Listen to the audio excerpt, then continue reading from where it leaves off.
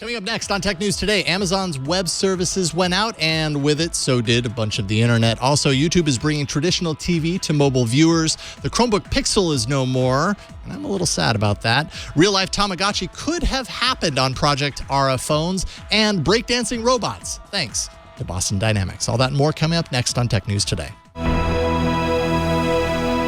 This is Twit. Bandwidth for Tech News Today is provided by CacheFly at CACHEFLY.com.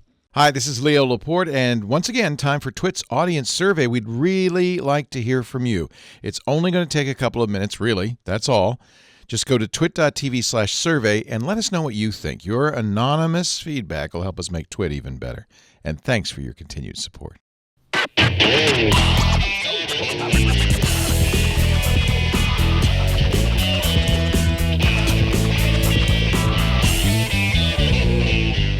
This is Tech News Today, episode 1714, recorded Tuesday, February 28th, 2017. This episode of Tech News Today is brought to you by Epson's new EcoTank printers. With Epson's line of SuperTank all-in-one printers, you can print thousands of documents without running out of ink. EcoTank is loaded and ready to print when you are. Visit epson.com/EcoTank to find out more. Hello, welcome to Tech News Today. This is a show where we tell you everything you need to know about technology. I am Megan Maroney. I'm Scott Johnson. Welcome. Oh, I'm sorry. No, Scott was yesterday. That's right. Yesterday's tall Midwestern. Is that what it is? Midwestern? It was Rocky Mountain. Rocky Mountain Tall Man. Rocky Mountain Tall Man was Scott Johnson. But today you're back. Scott can be the Rocky Mountain Tall Man replacement for me any day of the week. Okay, good to know. Scott's a good guy. All right, shall we? Yesterday's show was awesome, by the way. Oh, thank you. It's fantastic. Yeah, I mean, he got in a little trouble talking about how maybe everyone needed to register their drone and, and be checked before to make sure that they're registering it. But, a little controversy on the show. Never hurt anyone. No, controversy never hurt anyone. No. Yes. Also, he did say that drones should go after the people that hadn't registered their drones, which is a fantastic idea. It makes a lot of sense to me. All right, let's get to... Wait, did you have more to say? No, just that he's smart. Yes, let's do this. All right. You were not imagining things. The internet was a bit wonky today. That's the technical term, wonky, due to a partial outage in Amazon Web Services, which, full disclosure, is a Twit sponsor. Quora, Medium.com, Imgur, IFTTT, Slack, Giphy, and others suffered from what AWS called, quote, high error rates with S3 in US East 1, or what I like to call a near total snafu. The disruption began around 12 p.m. Eastern Time and was fully resolved around 5 p.m. Eastern Time. I don't think anyone was hurt that I know of. So it's exciting. And now everything's back. It's exciting. What do we do when the internet goes I know. down? Hopefully some people meditated or something. I mean, you look at this list of sites that were affected. It's probably shorter to list the sites that weren't affected. Maybe, yeah. In the entire history of the internet. Well, S3, which stands for Simple Storage Services, is used by 148,213 websites and 121,761 unique domains. I'm not sure if those are all S3 in the East 1, but there was a lot of trouble. There was a lot of trouble. Security now, like the streaming wasn't working, so it was kind of setting the schedule off here. It's interesting when something like this happens, you realize just how much of what we do every day on the internet revolves sometimes around a single entity. And, we hope and we cross our fingers, and usually 99.9% of the time, that single entity is unaffected and we don't notice anything. But when it happens, we suddenly have to read books, and go outside, and if it's sunny or if it's not sunny, we have to go outside and face the elements. It's really challenging. Yeah, it really is. But happily, we survived. Yeah, happily we've survived, and the world is a better place. Our long national nightmare is over. YouTube has redefined what many of us as must-see TV might be, replacing traditional television content with independently produced user-generated video over time. YouTube's kind of changed what we think about video, and especially for a certain generation, that's what they watch. They don't watch TV, they watch YouTube. But YouTube wants it all, of course. YouTube TV is a new $35 per month service to bring a bundle of broadcast networks and around 35 affiliated cable network channels to subscribers in a standalone app that will launch this spring. So YouTube kind of getting into the skinny bundle, over-the-top thing here pretty soon. All 4 broadcast networks that you would expect: ABC, NBC, CBS, Fox, plus, like I said, affiliated networks. So that would include any networks that are associated with them: ESPN, Bravo, Disney Channel, Fox News, a whole list of them. Includes cloud DVR for unlimited storage. Google's AI for recommendations. Yeah. Sounds pretty nice. Yeah, unlimited storage, that's amazing. I mean, how do they do that? But I'm really exhausted by the $35 bundle that includes almost everything I want, but not they this. never include everything. It has to be everything. But I do like this idea. It includes 6 accounts. So, great for a family. Everybody can have their own AI recommendations. And you can watch it through your Chromecast. I'm wondering if it will, I get YouTube on my Apple TV now. I'm assuming that it will be on Apple TV. For sure. I wouldn't imagine that they'd skip that. Probably be a standalone app. That's what I was trying to figure out. Would this be just baked into the normal YouTube app? And it does seem like it would be a separate thing, at least on mobile. So I have to imagine, it would be a different entry point. This has nothing to do with YouTube Red, by the way. This would be a completely different subscription service for their video stuff. But you're not going to get programmers that are exclusively on pay TV that don't have any sort of affiliation with local networks. So you're not going to get AMC, Time Warner, HBO. I mean, but that kind of stuff. Netflix. Those are deals that happen over time, right? Maybe. I don't know. Is this really like a mobile first, though? So they're not really looking at TV. And it's interesting that they keep saying that, this is for the generation that only watches YouTube. But a lot of that generation only watches YouTube because they watch really niche programming. They like, PewDiePie, or they like watching, videos of people hypnotizing themselves, or, just bizarre stuff that you can find on YouTube. So, yeah, I mean, it'll be interesting. The other thing they said they're going to offer is excellent customer service, which, as we know, cable companies are really bad at. So if that's true and they can do that, that might be something that I would look into. Google hasn't historically been very good at customer service either. I know, that's what They've gotten they better, said, though, over the last few years. So but maybe that'll roll over But here. everybody's better than Comcast, though, right? I mean, how could they be better than Comcast? But that is a very low bar. Yeah, very true. So, Jason, hold on to that Pixel laptop of yours. The senior vice president, you don't actually have to hold on to it. That was a metaphor. The senior vice president of hardware for Google says that they're not going to make any more of them. At Mobile World Congress, Google's Rick Osterloh told a small group of journalists that the Pixel premium line will live on, but only in phones and tablets, as the company has no plans to make another Pixel laptop. Osterloh also said they had no plans to create any more of the previous models that are sold out. So you can't just run to the Google store and buy yourselves one. Is this a surprise to you? Are you surprised by this?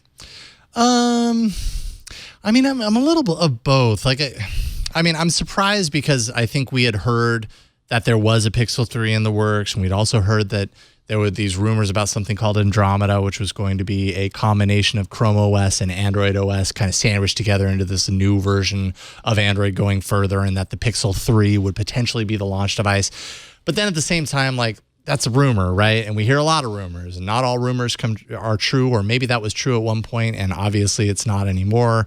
I'm sad because I love the Pixel. This is the first generation Pixel, and it's still, because I haven't upgraded to the second generation Pixel, it still beats any of the non-Pixel Chrome OS laptops that I've used in terms of performance and kind of premium feel and everything. I love this thing. And I was really looking forward to upgrading to a Pixel 3 if and when it happened. The only replacement that kind of comes close right now, at least recently, is the new line of Samsung Chromebooks, the Chromebook Plus and the Chromebook Pro. I played around with Leo's Chromebook Plus a few weeks back, and I still felt like it was just too slow for my use. Certain things would lag and everything that this Pixel never does. So I'm bummed. Yeah, I think in terms of Andromeda, this whole Google Android thing a lot better than I do, but it seems to me that it would be a lot easier for them to just slowly start introducing Android features into Chrome OS and just like the frog in the pot, let them, just ease in until you create then it's just indistinguishable from one another. Otherwise, it's like Andromeda, we're making this thing, and people get mad and they don't like it, and it's like it seems like it's better to just slowly, combine the two and hope no one notices until it's like, do you like it? Kind of what Google has been doing over the past couple of years, and then we have the very recent, inclusion over the past, that was announced last year at I/O, which is that Chrome OS can actually run Android apps. Maybe that's good enough. Maybe what they realized in that kind of transition is that satisfies what they were going for if they were in fact thinking about combining the two OSs. You still get the kind of the productivity aspect of Chrome OS in a laptop, and you still get the expanded app store, app catalog, and extra features that you get from Android apps. So maybe that satisfies it, and it's an about face. But as in terms of hardware, the Pixel laptop, I'm sad that Google isn't, because I think there's a lot that to be gained from Google having its own stamp on what a Chromebook could be. I feel like they did a lot to define what a premium Chromebook could actually be, and to kind of prove why it deserves to exist. Because I think when the first Chromebook Pixel came out, everybody was like, why would you ever spend that money? It was expensive. I think it was $1,500 or somewhere around there, $1,000, $1,500 for the first Chromebook Pixel. No doubt about it. For a Chromebook, that is super expensive, but it's really nice. And it proves the point that there is a place for that in the market. Well, I am sorry for your loss. Raspberry Pi upgrades are few and far between, but they are almost always super cool, and this is no different. The Raspberry Pi Zero W, I have one here right now. It's an upgrade to the $5 Raspberry Pi Zero that was first released in October of 2015. The W version that I have here takes the same specs from the original, but adds some really important things. Adds support for 802.11n Wi-Fi, as well as Bluetooth 4.0 connectivity into this tiny little board. It's crazy. The upgrade comes at a price, though, so brace yourself. This credit card, even smaller than credit card size computer, will break the bank at $10 plus tax. Ooh, that is pricey. I don't know. Tenner, huh? Man, you might not be able to avoid that sandwich or afford that sandwich. I said a Benjamin, but I have no idea who's on the $10 bill. Is it Benjamin Franklin? I think it's Robert Downey Jr. I think so. Yeah. I am so excited about this. I was looking online at all the things you can make with it. And like you can make a little box. What are you going to make? Well, I don't know what I'm going to make, but some people have made like a little box that plays NPR. Like you just put the NPR One app on it and you just press a button. So it's a single purpose NPR app, NPR box. That's what the liberal elite would do with their Raspberry Pi Zero W. With the smaller version, I mean, it's $5. You could afford to make a single purpose device like that. You can put like a whole bunch of books on it, and then like a whole library of books, and then just send them out into the world like with free Wi-Fi. So it's just like you're just sending out books.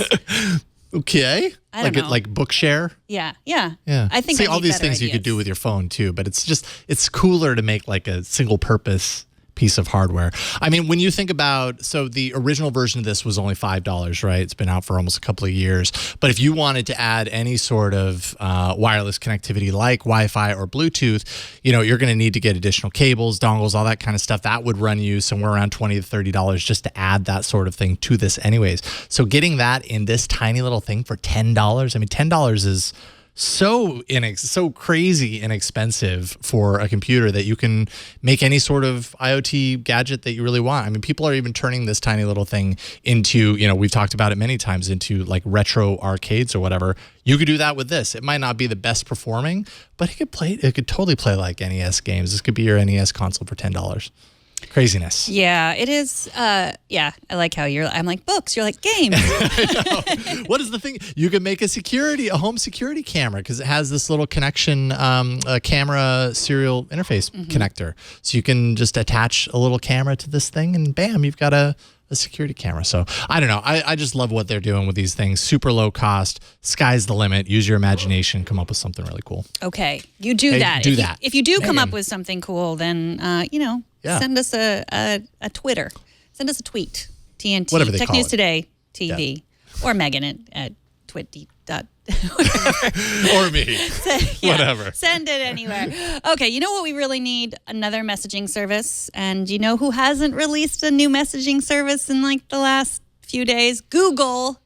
But not anymore. Meet The new messaging service. That's MEET, not Oh, MEAT. not MEAT. No, but that's a good name for a messaging service. Meet, like MEAT. It's from a different Google. type of messaging service.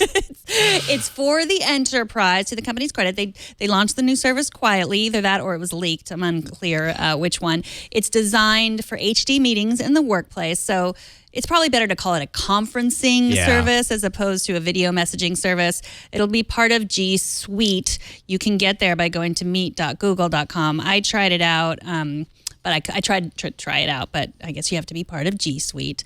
I think a messaging service, like a work messaging service or conferencing service like this that integrates with Gmail and Calendar, that would be pretty useful. You're on the G Suite Meet Beat today Yes. on TNT. G Suite Beat, yes. Has a nice ring to it. Yeah, so this was removed from it was only on the iOS App Store for a little bit, and then it was removed. It's not there anymore. Pretty positive it was totally unintentional, although the landing site for it, which I think is like meet.google.com or whatever, is still there. So you can still kind of get to it, but there's been no official announcement. So the guess is that this was probably intended for an announcement and probably still will be announced next week. Google has an event in San Francisco, Google's Cloud Next event. So we're probably going to hear more about this. But we've known that Google's plans for Hangouts has been to kind of shift more into an enterprise realm for it. This is obviously, an extension of that. And based on what hit the App Store page, HD video conferencing up to 30 participants. Hangouts right now can only do up to 10. So that would come in really handy in an enterprise environment. And it's easy to throw this into the messaging mess. It's kind of not really messaging. It's more video conferencing, but that doesn't make it any less confusing. Google also has Duo, which is, the video chat app. You can video chat with Hangouts. Apparently, Anthony is using Meet right now. Who are you meeting with? I don't even think you can set a meeting. Right? Just himself. You can set up the settings, but... Well, I mean, admittedly, if you were going to use Google Hangouts as your enterprise conferencing service, like Hangouts is a dumb name for that. So Meet is a better name. That's let's meet. Do you want to meet? Let's, that's the word. So even if it's just a rebranding of the name and, making it a little more robust, as you talked about, then Hangouts, that would be great and necessary. And, just another product that Google might continue to support. Let's and hope might so. Not. Let's really hope so. Meet by Hangouts. There you go. Up next, we'll take a look at the glorious world that could have been if Google hadn't already killed Project Ara. But first, let's take a minute to thank Epson, the sponsor of this episode. Epson's revolutionary cartridge-free EcoTank line of printers for home and office introduce a new age in printing. It's going to change how you print. The EcoTank ET4550 wireless all-in-one printer doesn't use ink cartridges. Instead, it features an awesome, innovative, refillable ink tank. So you just top it off when you need to. That earns it the title of CES 2016's Innovation Awards honoree. So no more out-of-ink frustration. It includes up to 2 years of ink out of the box. That's equal to 11,000 black pages or 8,500 color pages. And you can save up to 80% on ink with low-cost replacement bottles. It's powered by precision core printing technology. It has, modern conveniences, of course, auto two-sided printing and a 30-page auto document feeder, easy wireless printing from tablets and smartphones. And all EcoTank printers deliver an unbeatable combination of convenience and value. With Epson's EcoTank line of printers, you'll have the freedom to print without running out of ink. The Epson EcoTank system was named the 2016 Small Biz Windows Printer of the Year. And when you get one, you'll understand exactly why that was. Visit epson.com/ecotank today to transform the way your home, office, or work group prints. For the best combination of ease and value, turn to the Epson EcoTank printers. That's epson.com/ecotank. And we thank Epson for their support. Epson, exceed your vision. When Google killed off its Project Ara modular phone project late last year, many a phone enthusiast was bummed about what could have been had the concept taken off with the backing of Google itself. Joining us to discuss what could have been is Harrison Weber from VentureBeat. How's it going, Harrison?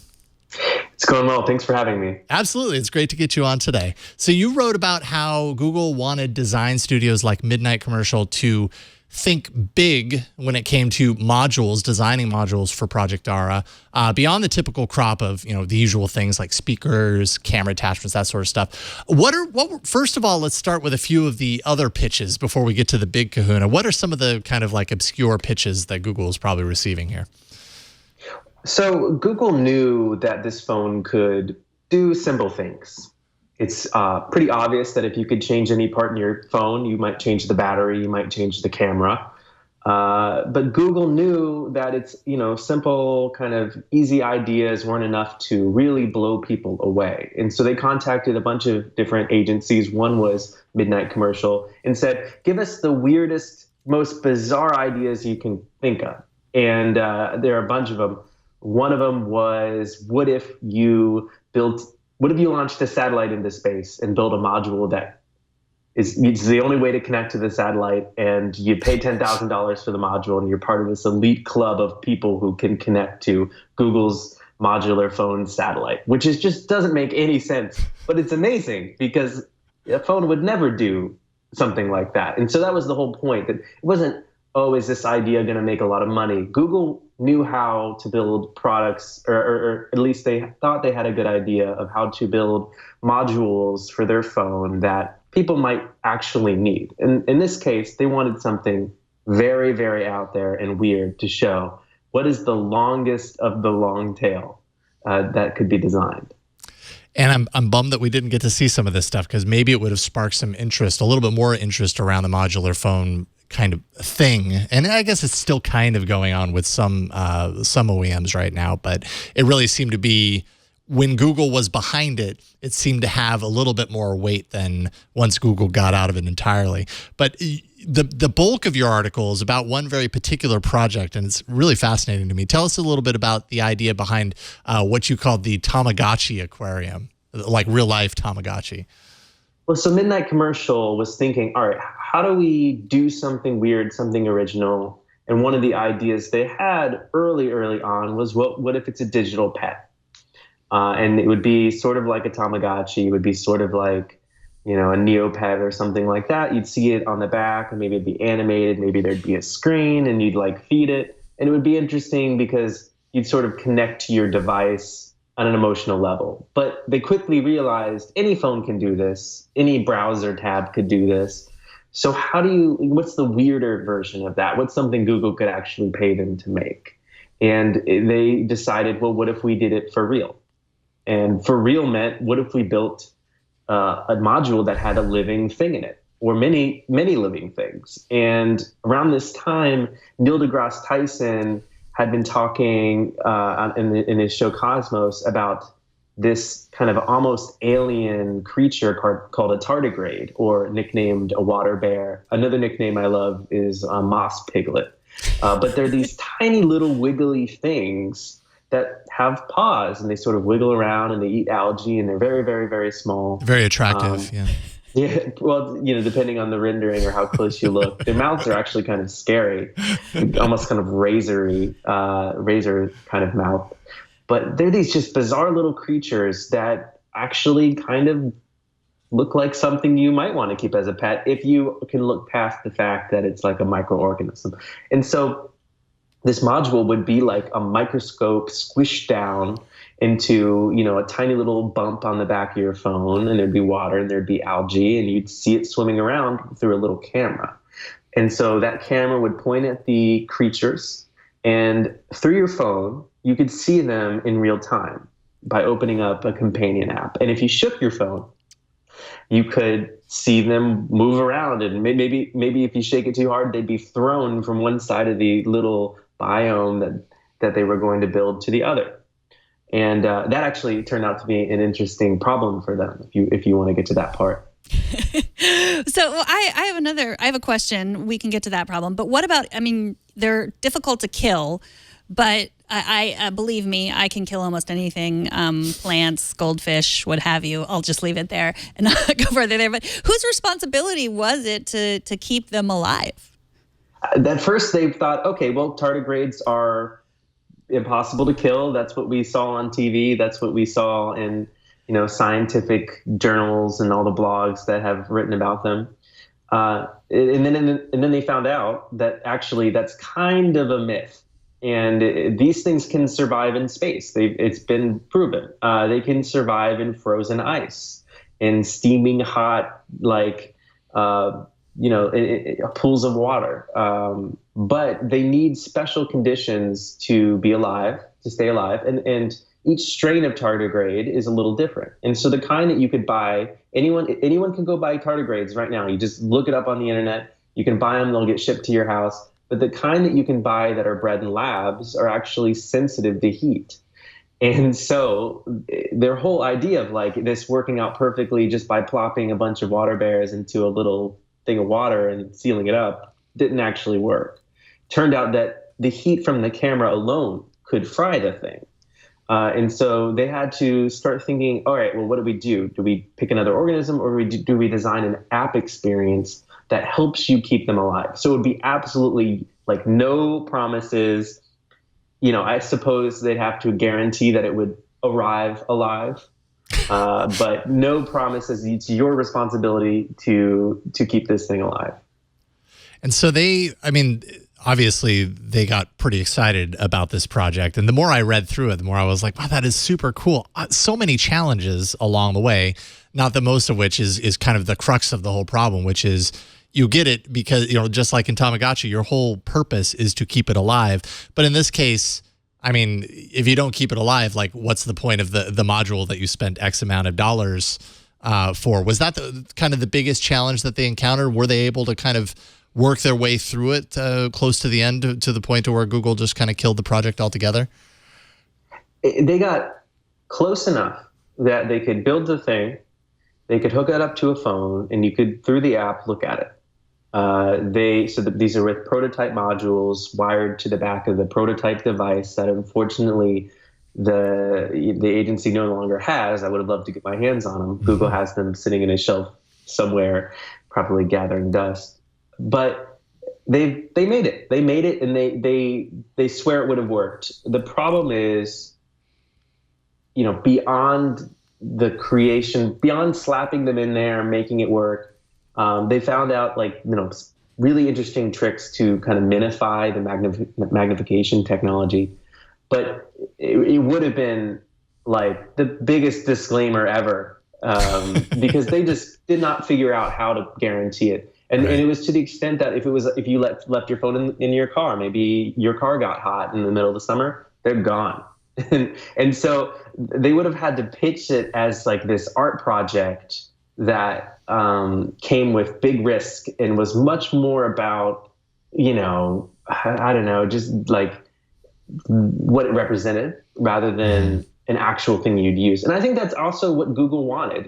One of the things that I broke in this story was I dug up that they wanted to create a store for modules in LA, and this would have been there this spring.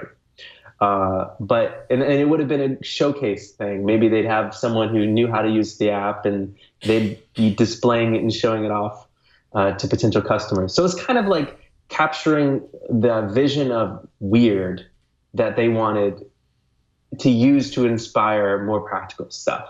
I think it's a perfect representation of what Google was. Today, they've sort of evolved their views on hardware with the Pixel. Google right now is a much more practical hardware company. But when this was in the works, it represents exactly like how weird and out there they were thinking. For sure. Yeah, that was what I was going to ask you, because you say that this was a time when Google would say, Google said to Midnight Commercial, just do the thing, just do it. Don't worry about money, go for it. And that just doesn't, are they saying that to anyone, anywhere now? Probably not. I wonder about ATAP. I don't have any inside information on what the rest of ATAP is doing. The studio at Google that was working on Project Aura, but it's just not what it was. And the whole point of ATAP is let's get a bunch of contractors and see if we can be really good at managing them. And by having so many different kind of people working on this and that and focusing on each little piece, if it's orchestrated properly, you'll end up with really amazing products. And they sort of proved that's true, and they also proved it's not true, because delays ultimately killed Project Aura. What's sad is that we never really got the final answer how this was going to be mass produced. Right around the time they were thinking about that, the people who were building this tardigrade aquarium for the modular phone, the project was paused, which means killed. So we never really got a final answer. What would it have looked like, and was it really going to ship? And I sort of hint in the story that maybe, probably it was going to ship, but who knows how many? Who knows how many they were actually going to be able to pull off and off an assembly line and have it survive. Do you think there are projects like this Midnight Commercial tardigrade project everywhere that Google has, supported, and just crazy things like this? I'm thinking of the Silicon Valley, the HBO show, the monkey. Maybe you watched that. But do you think there are projects like this that are just were dropped midstream or at the end right before shipping? Absolutely. Well, so there were at least 28 modules in development. And then, Google received 1,000 submissions. A source told me around 1,000 submissions from outside developers, and 100 of the ideas were apparently kind of credible ideas for people who could actually build them. So there are probably many interesting modules alone. There are a lot of things that they don't announce. There was an acoustics project I think I wrote about in my last Aura piece that Google never announced. That they had been spending a lot of time trying to come up with kind of weird new applications for audio. There's a lot of stuff that Google doesn't talk about, but the thing that's really changed, and this is the crux of why Project R is gone and why Google's hardware plans have changed so much, is they reorganized hardware. Google used to just plop hardware teams wherever they sprung up. And now, as of the middle of last year, it's all organized under one team, and that allows them to ship products, which they've done. Project Aura never shipped. It was going to be delayed probably more and more into 2017. I don't have proof that they would have launched it this year even, because they have such a bad history of delays. But the bottom line is that there was probably a lot of really cool, interesting stuff going on in little pockets at Google. And now I bet it's a lot more practical. And I would also wager that Facebook, with Building 8, they hired the original leader of ATAP, Regina Dugan.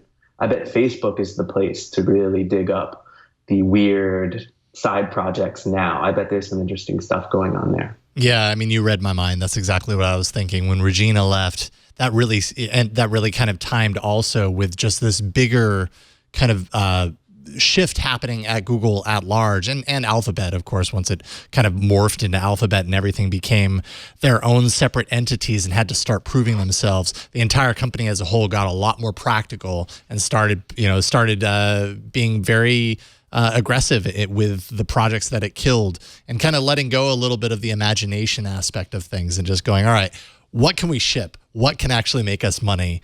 That's important. And when Regina left, I mean, it was right about that time when all that transition was happening. She was very much one of the lead minds behind all the interesting stuff happening at ATAP. So, I would just add, it's probably a good thing that they're doing this. I think the Pixel's done well. It's impressed lots of people. So financially, maybe this is the best bet. But it's not nearly as interesting or crazy. And I selfishly enjoy seeing Google be weird. Yeah. And they're just not quite as weird as they used to be. So true. Harrison Weber with venturebeat.com. Really appreciate you coming on. Where can people follow you online? Oh, I'm on Twitter at Harrison Weber. Awesome. Thank you so much, Harrison. We really appreciate it. Thank you. All right. We'll talk to you soon. We got some more feedback about our discussion of the Waze carpool app and Uber Pool. Now, I said that I was reticent to share rides or use public transportation for selfish reasons, because I just wanted to get places on my time. And viewer Kurt writes, I would encourage you to rethink your opinion and use of shared transit services. So many complain about traffic and say climate change is real, but someone else will make the changes so I can keep driving my car. Until enough people make small changes for the greater good, none of our problems will get better. Try it sometime. It's not that bad. I read a lot of books. I read a lot of articles, and I am better educated because I am forced to unwind and just read on my way home, on my ride home. We both of us took public transportation when we lived in San Francisco. I thought it was great. I loved, I played a lot of whatever Tetris-like app there was. Whatever mobile game. Snake. Mobile game, Sometimes I read books too, but I loved it. I mean, Petaluma, there is a public transportation. It's, we live in a small town, so it's not as efficient. I mean, we have a smart train that they're building, and they've been building forever. And even that just is completely impractical. You have to figure out a way to get there. But I totally get it. I bought a hybrid. Well, yeah. I mean, in my time living in San Francisco, like there were a lot of things that I disliked about the experience of riding public transportation. But man, it was awesome to be able to always just I knew that I could get there and deactivate a little bit, step back, listen to a ton of I never listened to more podcasts than I did when I was, commuting with public transportation or reading or whatever the case. So I totally agree. I wish I had a little bit more of that in my life. Mm-hmm. Well, you can listen to podcasts, in the car now. But when you're doing but I live here. Like my commute is 5 minutes to work. Right. That's true. I mean, there I was forced to have a half an hour each way. It's not like I want more commute time in my life, but it had its benefits. Right. It would take you 10 commutes just to listen to this entire show. It's true. It's true. TNT's fan of the day is Blake on Twitter, who says this is how he watches TNT. And I'm interpreting this, if you bring that up, sneakily behind the keyboard on his desk. I don't know if that means that he's hiding the TNT. Yeah, and he's listening on his AirPods, I think. That don't want anyone to know. Weirdly, suspiciously like my desk, because usually I have my little AirPods sitting there, and it looks like a Veridesk, or at least the same kind of. It kind of looks like it does look like a adjusting desk. So, wait, is this you with an assumed name? No, that's not my desk. My keyboard is much dirtier than that. All right, good to know. So is mine. Show us how you watch or listen to TNT. Just record a video or take a picture of yourself or your setup. Post it on Instagram, Google+, Twitter, or Facebook, and use the hashtag HowIWatchTNT, and we'll find it. Boston Dynamics introduced a new research robot today that they're calling Handle. It stands 6.5 feet tall. It can travel 9 miles per hour and jump 4 feet vertically using electric power to operate electric and hydraulic actuators. It also looks ready to participate in all-terrain extreme sports, roll easily down a flight of stairs, and it could definitely kill you if it wanted to. Boston Dynamics says Handle has a range of about 15 miles on one battery charge, but it's less complex than previous robots they've created with only 10 actuated joints. Now, we heard rumors of a new Boston Dynamics creation that would combine legs and wheels. Today, the company made their new creation public.